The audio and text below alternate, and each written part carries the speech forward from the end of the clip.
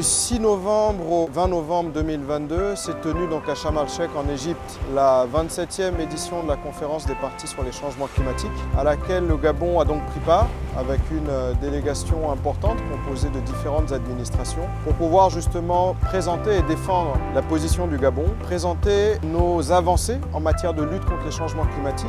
notamment avec la certification des crédits carbone du Gabon qui a eu lieu cette année 2022,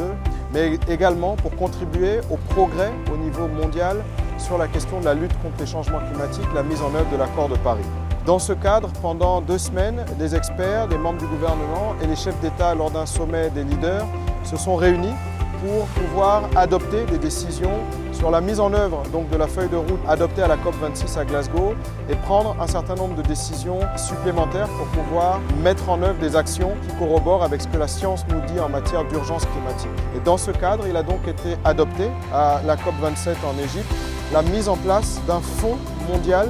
pour financer les pertes et dommages que les pays peuvent subir en matière d'impact des changements climatiques. En ce qui concerne l'adaptation, l'atténuation et le financement de manière globale, ces différentes thématiques s'inscrivent dans le cadre d'une feuille de route dont l'issue sera lors de la COP28 à Dubaï. Et donc le programme de travail a été développé sans résolution majeure, mais dans l'espoir qu'à Dubaï, nous puissions adopter des résolutions significatives. Et donc cette COP27 a été plutôt une COP technique en vue d'arriver à des résultats plus importants lors de la prochaine COP